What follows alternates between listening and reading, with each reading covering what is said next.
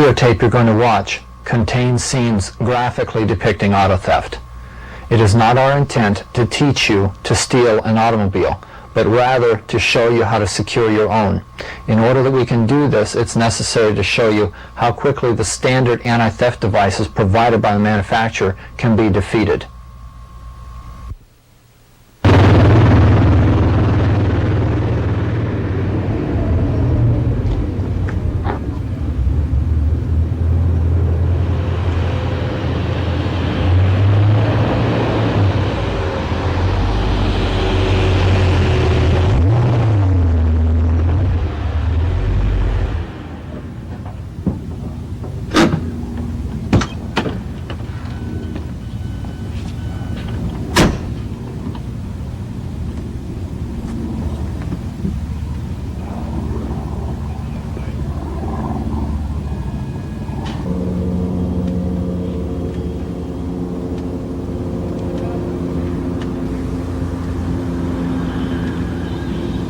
Every 30 seconds somewhere in this country, a car is stolen.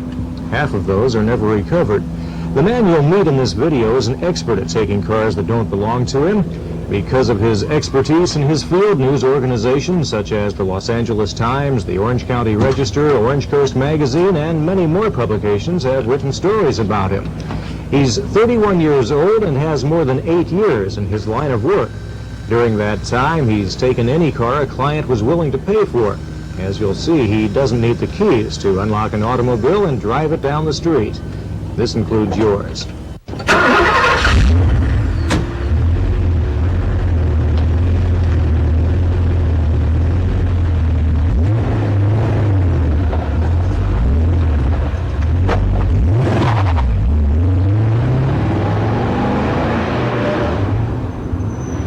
Hi, I'm Bill Banks, and I'll be your host for the next hour. I'd like to tell you a little more about Mr. Smith. He has a reputation for being very professional about his work. He started out taking old cars that weren't used for much more than parts and graduated to the best cars on the road: Rolls-Royce, Porsche, and Mercedes. Because of his professional nature and expertise in his field, Mr. Smith will be showing you methods of taking cars that damage them the least, thus putting the most money in your pocket. We hope you enjoy the video. Hi, I'm Pierre Smith, and this video is called How to Steal Cars. What you're going to be learning from me in this video is how to break into Japanese cars, Fords, Chevys, Chryslers. I'm going to be showing you how to defeat their locking steering columns, and I'm going to be showing you how to assault lock garages. One of the first tools that you're going to need, and that's to break into the vehicle, is a Slim Jim. Most people are familiar with this in the auto trades. Gets you into about half of cars. It used to get you into about 90%. Next tool you're going to need, you use this quite a bit, is a body man's tool called a slide hammer. This is a General Motors ignition puller. Use it on vehicles from 1969 through 1976. This item's called a General Motors force tool. From 1979 through 1985 vehicles. You just place this on the ignition, turn it over the breaker bar, and you're gone. Hot wire, which is not really used anymore, there's a couple of places you can use it. It's a good idea to have one. You're going to have some simple tools: a ball peen hammer, needle nose pliers, channel locks, and a screwdriver. There are, of course, other door opening tools, tools to get you through ignitions. These are the tools I'm going to be showing you how to use. With that, we'll get started on our first vehicle. We're at Manchester Auto Salvage in Anaheim, California. When you don't have any experience and you're looking to get started learning how to use your tools and get into vehicles, a junkyard is an excellent place to start. Don't start learning this inside somebody's garage at 3 in the morning. That's not smart. The vehicle I'm using here is going to represent all our Japanese products. We're going to lock it up. The tool we're using is a Slim Jim. Just press it down inside the door.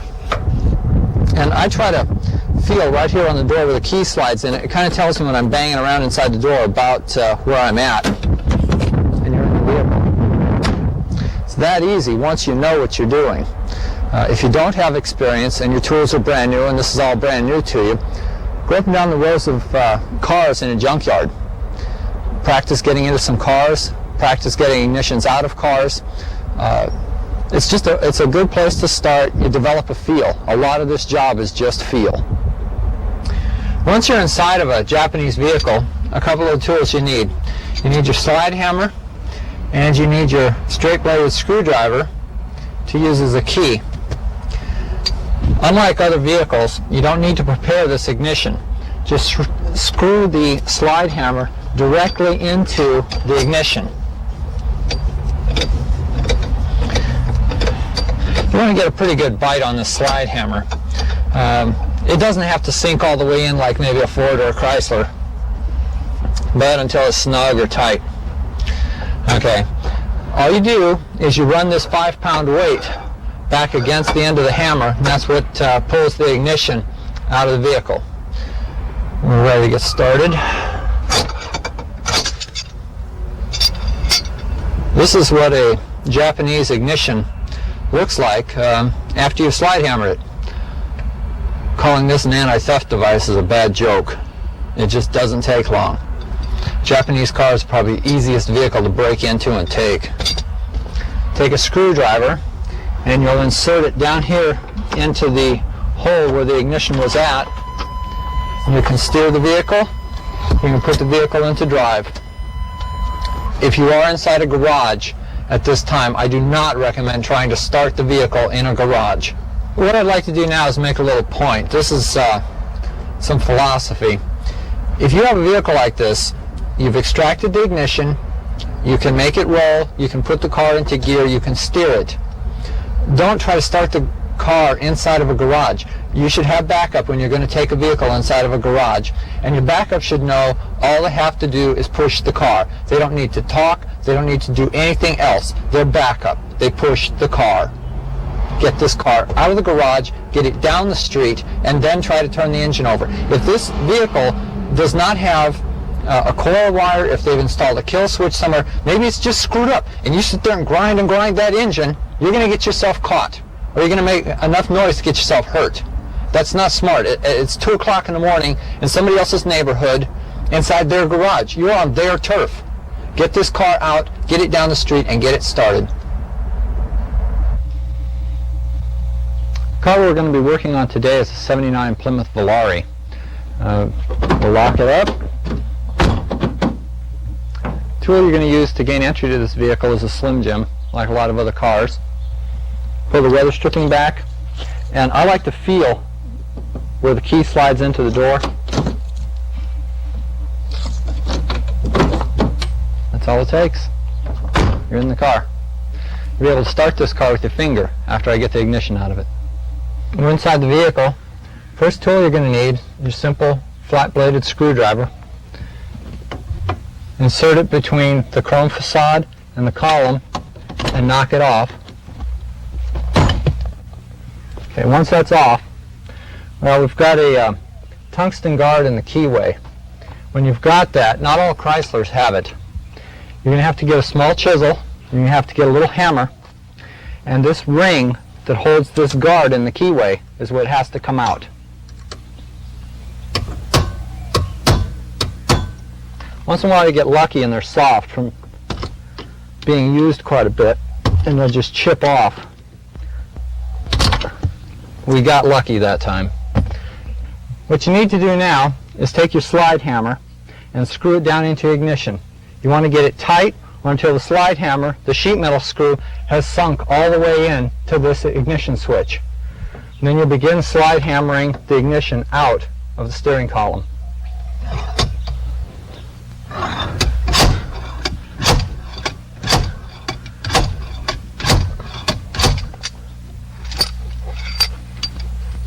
Okay, now that you have the ignition out in a Chrysler, I don't know if you're going to be able to see this, but the switch in here is so big, I'm able to hit it with my finger and turn the car over, and I can turn the car off. A Chrysler is about the only one you're going to be able to start with your finger, but it's something nice to know. You don't need to bring a spare ignition, you don't need a screwdriver, just your finger. After you've gotten the car away, you've gotten the steering column, or removed the ignition from the steering column, the next thing, your best bet is to put another ignition back in it. This type of ignition is available at most of your parts supply houses like Pep Boys, Chief, any of the large chains like Kragen.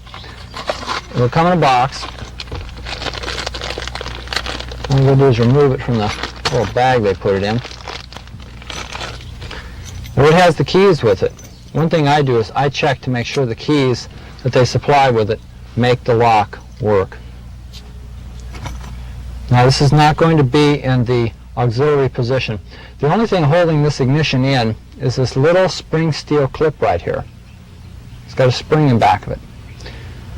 Okay, this end is going to have to go over that large switch I told you about that you could hit with your finger. So the ignition lines up on the column, and you just depress this switch once it's in there and work it through. You might need keys for this.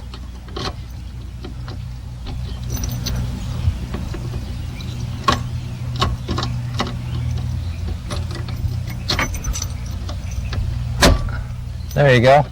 Took a little bit of a shove. Accessories work. Good as new. Next car we're going to work on is a Ford Fairmont. It could be slim jimmed. You could use the Ford rocker pick set. I want to show you something different. This is just a tool that comes in one of the kits, and I've bent this one a little bit. Improvise. Don't always use the same thing. You don't have to get into a set pattern. There's going to be times you can't do it. So learn to use all your different tools and learn different ways to hit a car. On a Ford Fairmont, they have a hard door frame. They've got weather stripping. So it's going to be easy to slip a tool past here and grab this door lock. Okay, the car is locked. Just get this round end and work it past the weather stripping.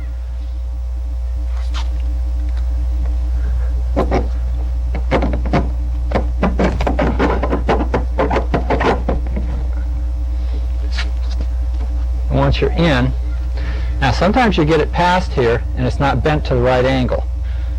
Use the door and bend it.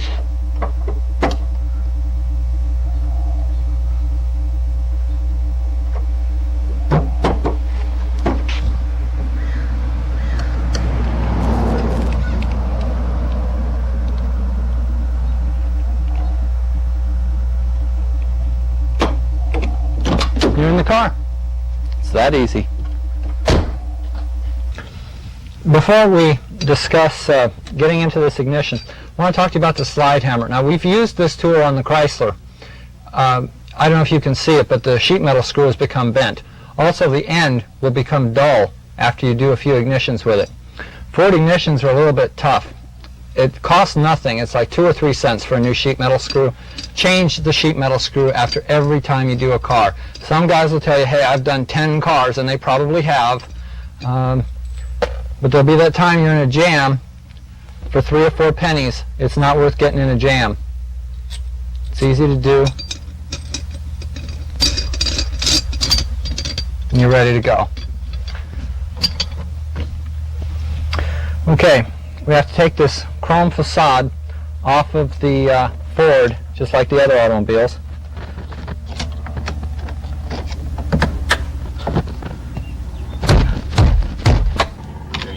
Okay. And a little bit more of a push, and we'll have it here in just a second.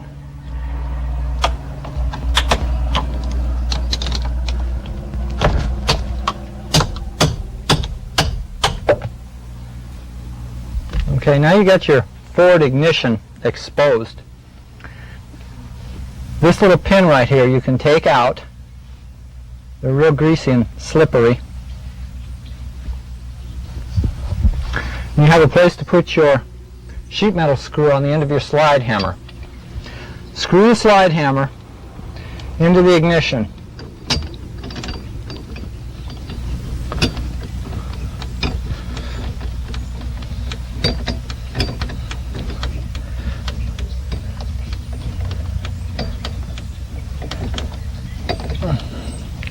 Fords can be really tough, and you want to get a lot of bite on that sheet metal screw. Okay, I think that's enough. Now we're going to wrap this a few times, and the ignition will be out of the car.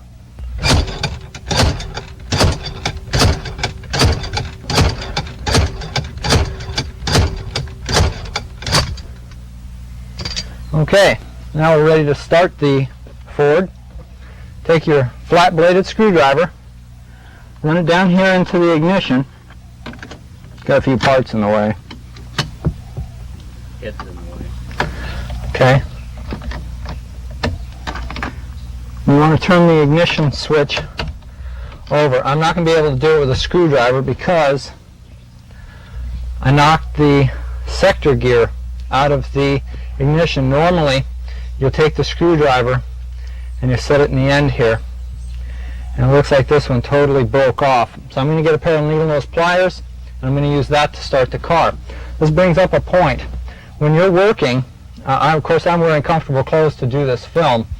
I'll demonstrate a jacket that I like, and carry extra tools with you. Be ready for this kind of thing. In the middle of the night, in somebody's driveway, somebody's garage, any place you're short on time, you can't be conveniently running back and forth to your truck grabbing tools you need. So come prepared. Okay, we're back, and I have my needle nose pliers. I'm going to have to reach inside the column, and on this car the teeth are going to slide frontwards, and I'll be able to start the car.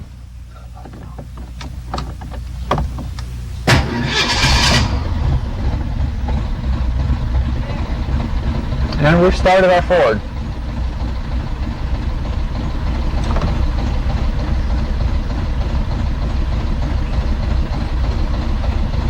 Something I want to point out on Fords, they have this wire that comes out of the steering column, and the car has to be grounded. Now I grounded it with my pliers when I started it by keeping the pliers against the steering column.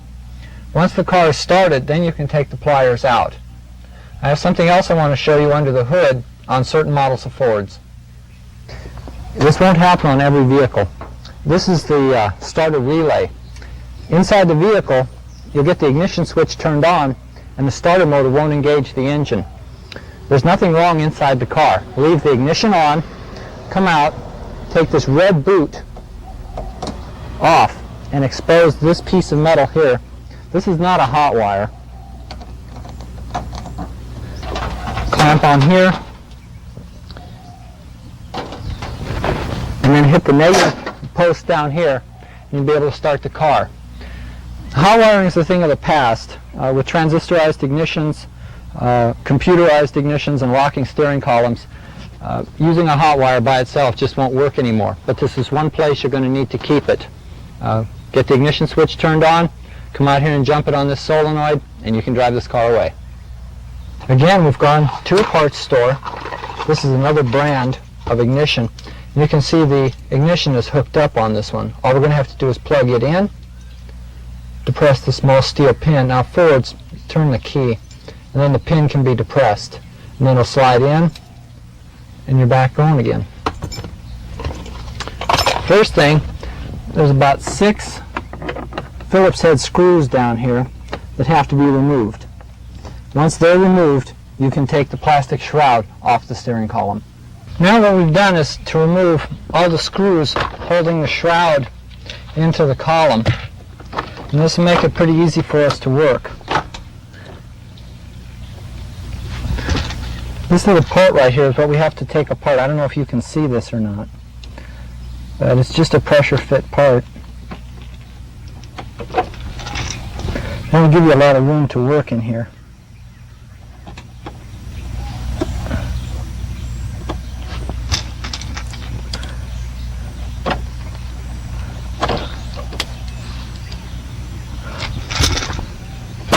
Okay, now this is out. What you need is your new one, and it's just a plug-in part. Grab this and plug it in. Now we're going to put the shroud back together, and then the ignition goes back in the car. Now that we've got the shrouds removed and the ignition partially in, as I've showed you before. It's just going to take a good shove and playing with the keys a little bit, and we'll get this car to start. Works every time. This next demonstration is going to be a Chevrolet Monza 1980. Before I start, I want to show you another tool. I don't have a new Corvette to use or a Z28 Camaro, but the new ones that have the alarms built into their door locks. This tool will unlock the door and disconnect the alarm all in one movement. All that's necessary is the tool is placed on the door and made tight so it supports itself against the door. Place your steel bar in and give it a quarter of a turn, and the door will come unlocked. Of course, this is the wrong car to use, but it'll give you an idea of what this tool does if you see one advertised somewhere and would like to buy it.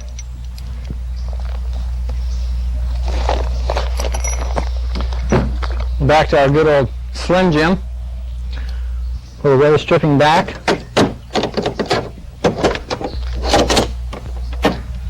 And we're inside that car. That wasn't too hard, was it? Okay, when you're inside of a General Motors, since 1979, all the GM sockets, all the GM ignitions have been able to start with the GM socket or force tool. I don't care if it's a truck, a Cadillac, a Chevette, if it's made by General Motors, Pontiac or Oldsmobile, whatever, this socket will start the car. Again, you're going to have to remove this chrome facade from the ignition switch.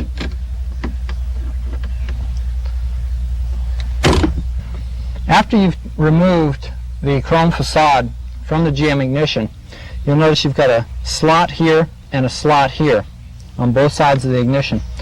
On the force tool, you've got teeth equally matching those slots.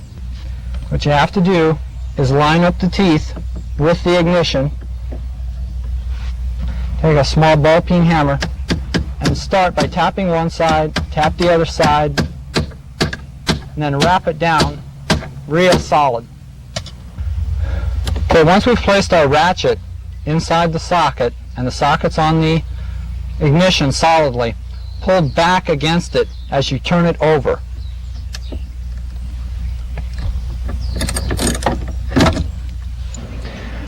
On this car, on this ignition, the GM socket's not going to work. The method is correct. What's happened is somebody's already gotten in this car, and if you can see this, the edges are all chewed up. The edges on this ignition should be sharp, like on this other one I've already taken out. Therefore the socket can't grab. A lot of you Sharpies are already figuring slide hammer it. Well, that won't work either.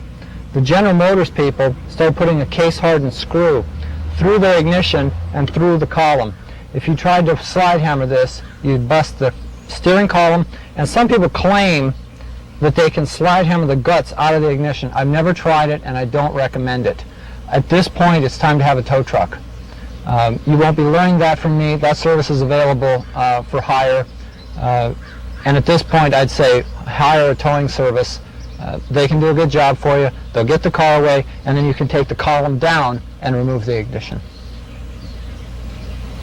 This vehicle we're doing here is a 75 GMC truck. What I want to show you on this, sometimes you'll get a vehicle and they've got what's called a door sash or a window sash, and you won't be able to get the Slim Jim down. Pull it out and put it on the weather stripping against the door, like this, and it'll slide right down. You'll be in the truck. Something else I can demonstrate on this vehicle is the windowing tool. There's a lot of variations of this tool.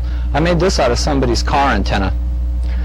All you have to do is work the tool underneath the weather stripping in the window and flip the latch over, and you can get into the windowing. Not all cars are that easy. Some of them have a lock back here. When you get your kit, you'll have 3 of these tools in it. Use one to depress the lock, use another one to flip the handle over, and you can get the window open. Takes a little practice, but you can get it. We're inside the GMC pickup truck. We're going to start working on the ignition. Again, you'll need a flat-bladed screwdriver insert it between the steering column and the facade, give it a little turn, knock that off. The next tool we're going to use is a GM ignition puller. This isn't the only tool you have to use, but it's the one I like. It goes on the face of the GM ignition. Tighten it up a little bit. Then use a ratchet. Put your finger against the socket real tight so you can ratchet backwards. And it'll only turn one way.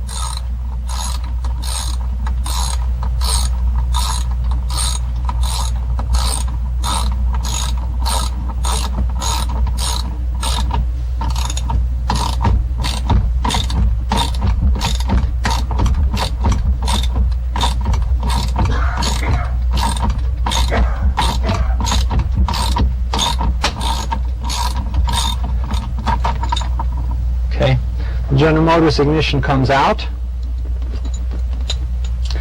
If you can look down the column, we're going to use a pair of needle nose pliers. Just turn that little gear over.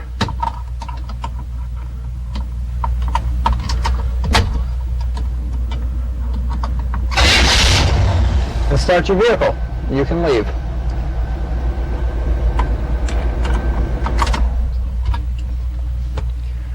I want to explain what happens with this type of ignition. When the ignition is sitting inside the column, the tool is used and placed on the face of the ignition. Inside the tool there's a lip, and on the outside of the ignition there's a lip. The two fit together. When you start to tighten this nut back here, the collar can't slide past the steering column. The only thing that has to give is the ignition. If you can see this, the tailpiece on this ignition breaks off. There's just a small piece of steel that holds that in, and this ignition is made out of pot metal. And it's very easy. You just pop it out and it'll all come out in one piece. This method works on 1969 through 1976 General Motors product. Be it a pickup truck like this one, a Cadillac, a Chevette, whatever it is, this method will work. Okay. We're going to install the replacement ignition in this General Motors product now. You won't have to depress this small piece of metal at the back end. The ignition slot, hole in the column, whatever you want to call it, on General Motors is somewhat like a funnel. And all we're going to have to do is just shove the ignition in fairly hard. Make sure your ignition is set to lock. You'll be able to see this little notch, and it should match where it says lock on your column. Make sure you've set the sector gear inside the column in the locked position, not the accessory position and not the on or running position. Just take your ignition and we just shove it in. Get our keys.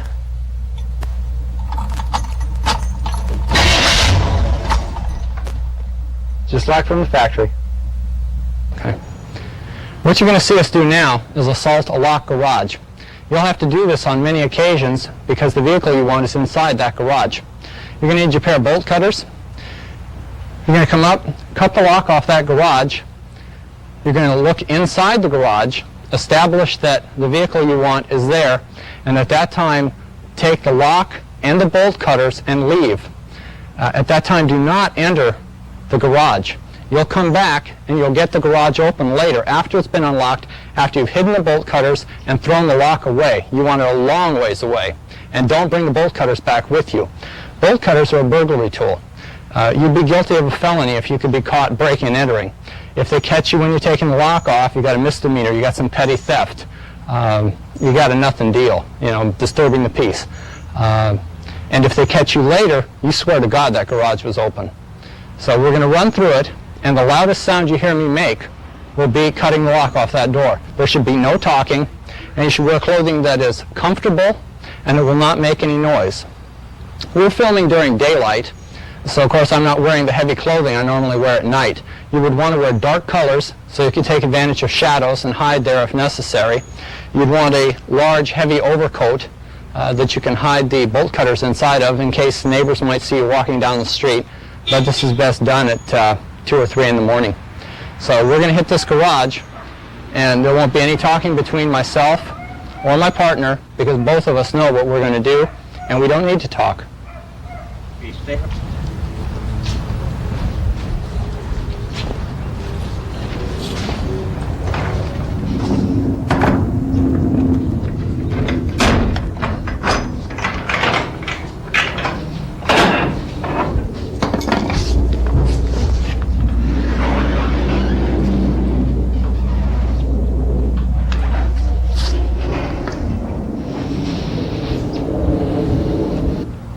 We've moved to the back of the house. If you can't gain entry through the front door, the large garage door, come back here through the door that most people walk through. This is all that secures most of these doors. All you need is a pair of channel locks, and grab the shank on the door lock and just twist. And you'll hear it snap. Once it snaps, the lock inside's broken and you can open the door. That's all there is to it. For those of you who haven't figured it out, Mr. Smith was a car repossessor. Those clients who paid for cars were some of the biggest banks in the state of California.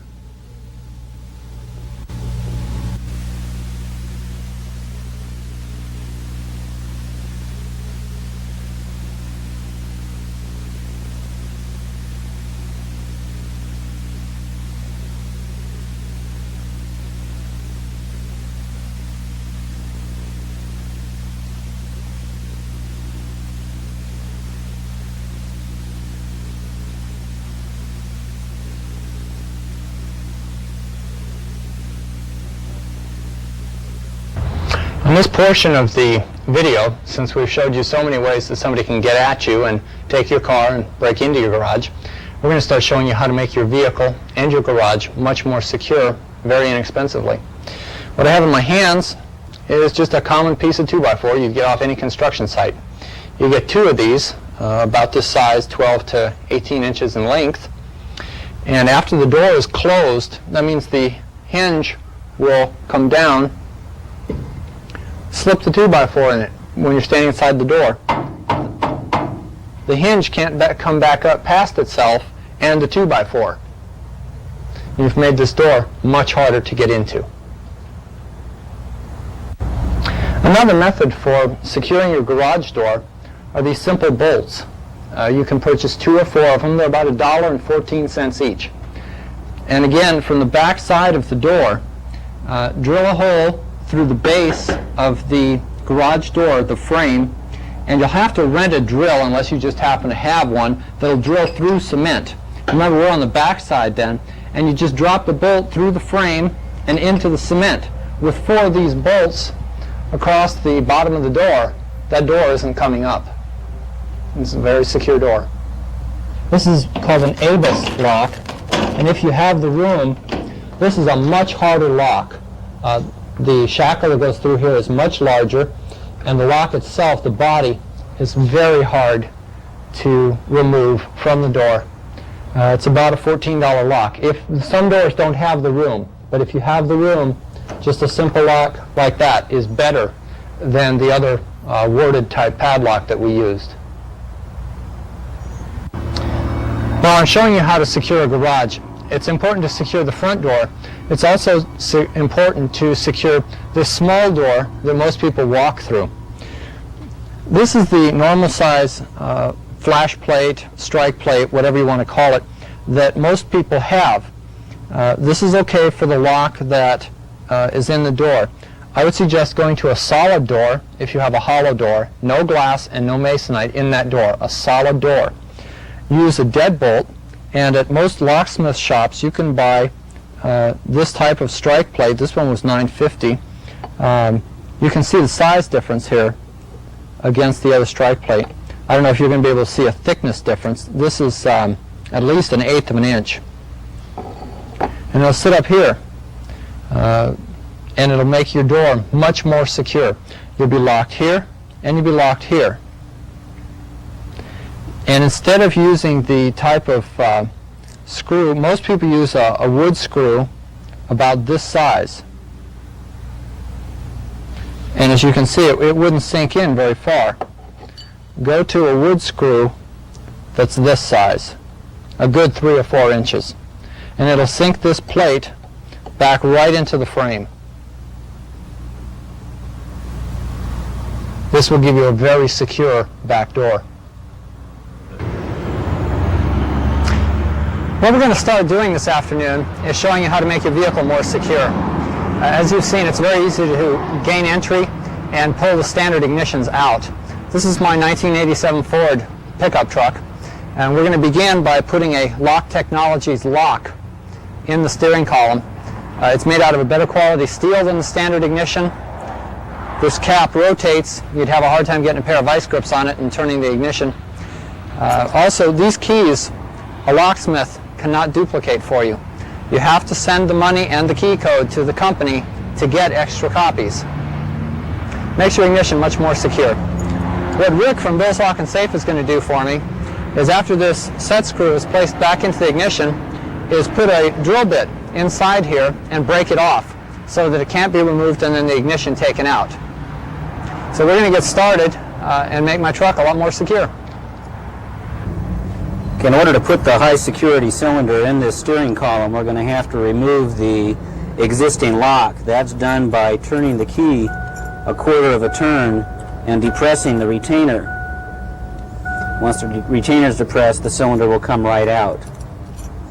And we'll take the new lock and just go in the reverse, turning it a quarter of a turn, putting it inside and turning it back. The cylinder is locked in place right now. What we'll do is we'll add the Allen screw to secure it even further. Once we've got the Allen screw in to secure the cylinder, we're going to test it one last time just to make sure that the lock is in correctly and it's going to work okay in this vehicle. Once we've determined the lock is working okay, then what we'll do is we'll break a piece of hardened steel. I'm using a drill bit at this point. Break it off in the Allen screw so then it can no longer be taken out, removed.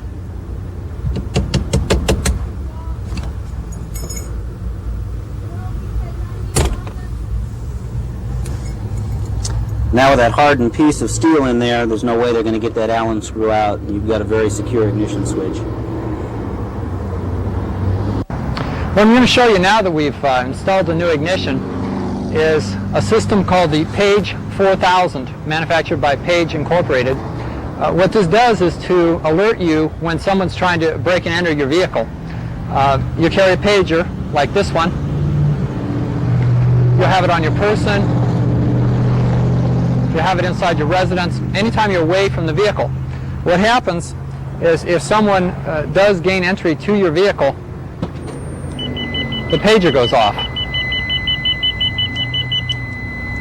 What's happening is, right here is a small microphone.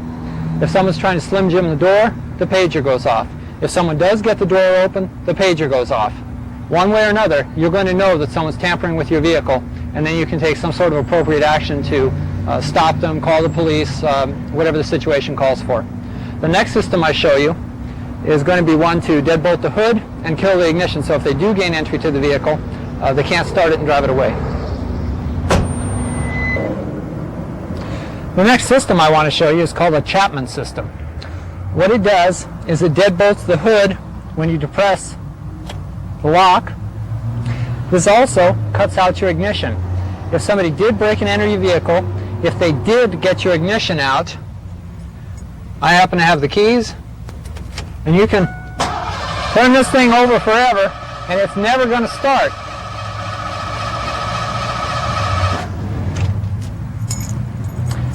What's happening under the hood is the ignition has a switch in it. Once this is depressed, that switch activates and there is no complete circuit. Your vehicle will not start when the Chapman system is on your vehicle. The next thing we're going to show you is how it deadbolts the hood. What I'm showing you right here is the portion of the Chapman system that deadbolts your hood. When the hood is closed, this pin slides out of the piece of the Chapman system here. This bolt slides out and through here. Adjoining it is this portion in the hood.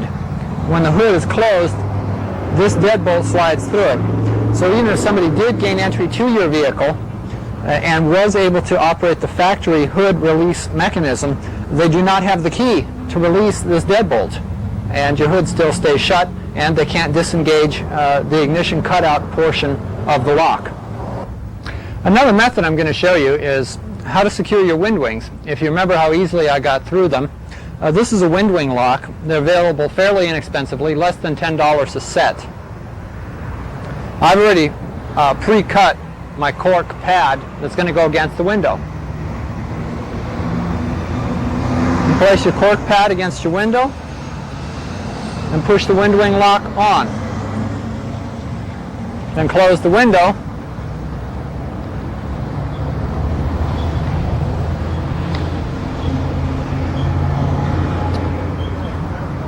Slide the steel bar over to where it's closed and turn the nut on the back side. Now you can see the latch is already turned on this, so the only thing holding that window shut is this lock. I've opened a lot of vehicles and I've not yet found a tool that will turn this nut once it's secured. So you're secure here and your latch is secure here. Well, that's our videotape. I'm going to do a little summation now of what you've seen and some of the things we've covered. Some of the things that I have shown you are the easiest cars to get into and the easiest cars to take ignitions out of. What I haven't shown you are the hardest cars to take, how to use tow trucks, how to impression keys, how to use wiring schematics available at public libraries. Those things are more advanced, and you'll learn them as time goes on.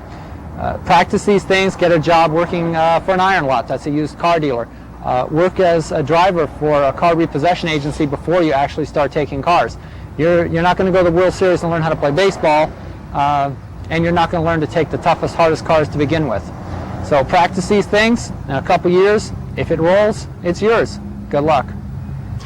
For those of you considering viewing this tape and possibly stealing automobiles, the penalties in this country for auto theft vary depending on how deeply you get involved, but you can go to prison for a long time. Stealing cars is not a good idea.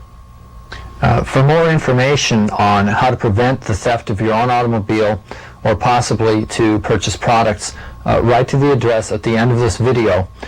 In return, we'll send you the names and addresses of the manufacturers who can provide you with security products for your vehicle.